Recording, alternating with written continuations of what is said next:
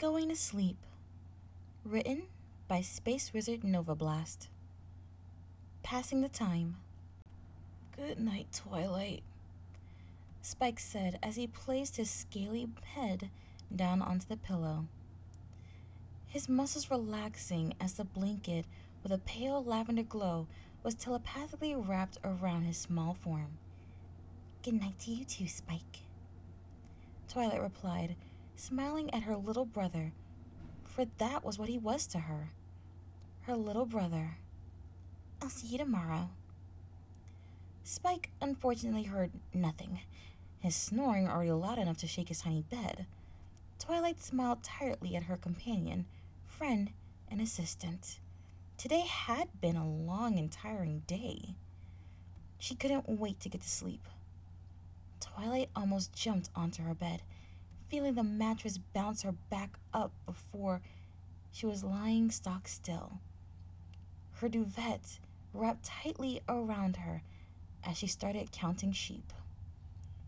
She thought about the day that had passed, the apple harvesting with Applejack, preparing for cider season, the urgent look on Dash's face as she pestered the others to work faster, because this was Celestia damned cider season, and she'd be damned if she was to get nothing yet another year. Twilight gave a chuckle at that.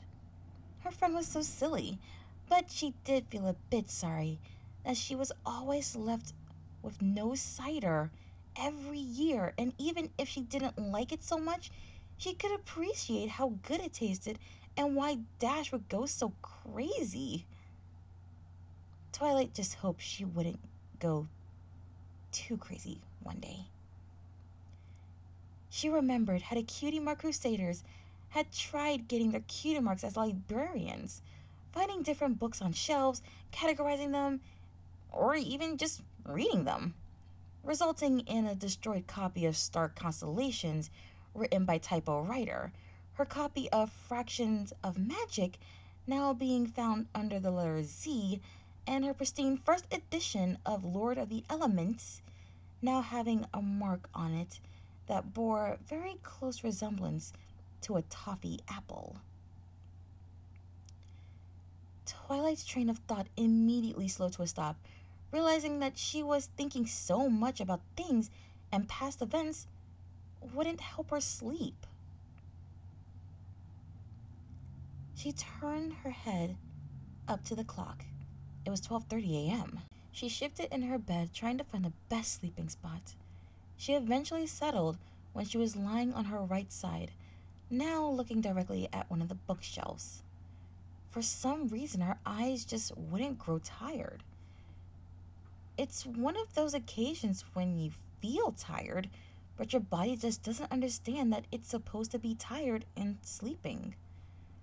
Twilight sat up in her bed with a frustrated sigh, hastily rubbing her eyes with her hoof and resulting in her eyes tearing up and removing any kind of tiredness from them.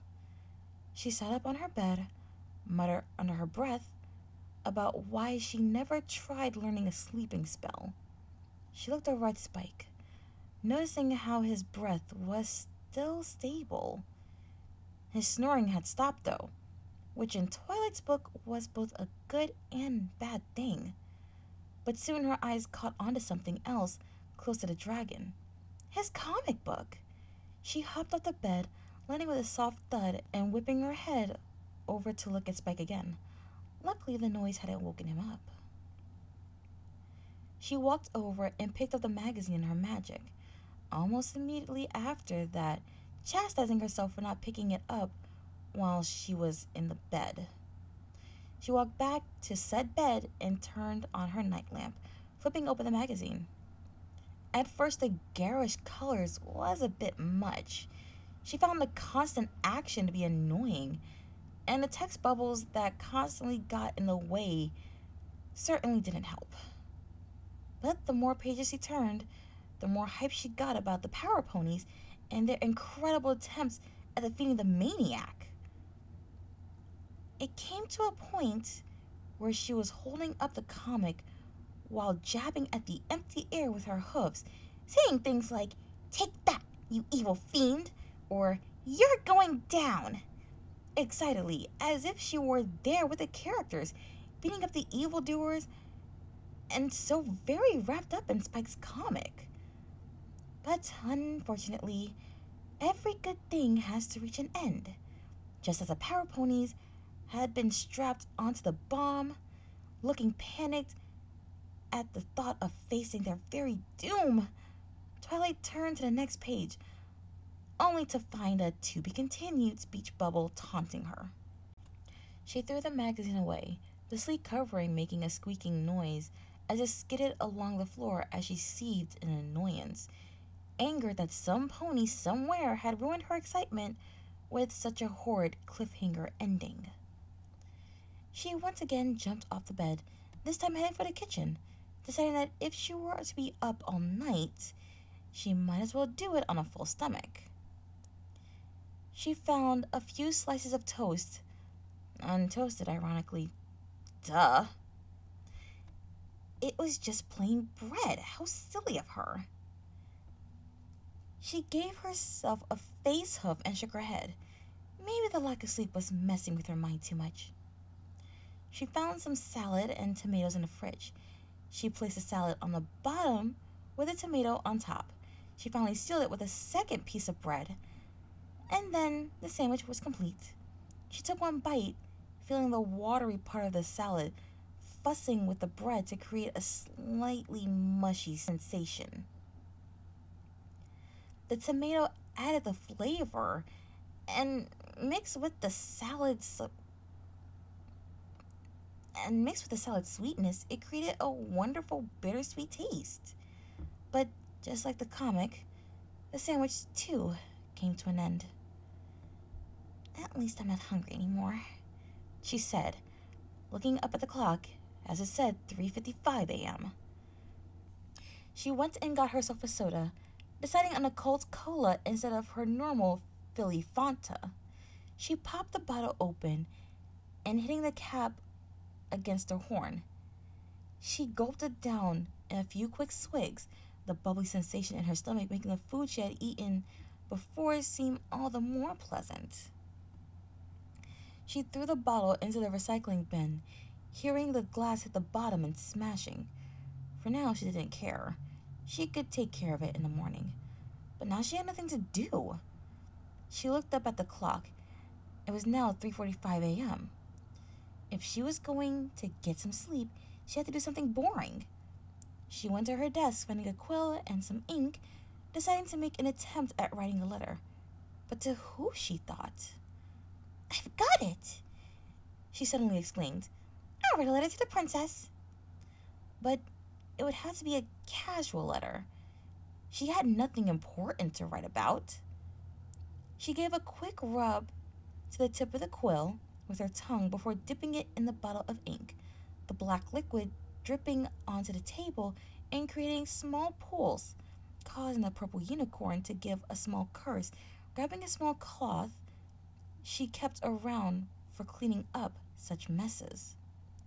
She placed the quill on the parchment, thinking of something to write about, but then it struck her. "Dear Princess Celestia, recently I have been thinking of a topic that I hope you can help me with. The topic of which I speak is that of casual writing.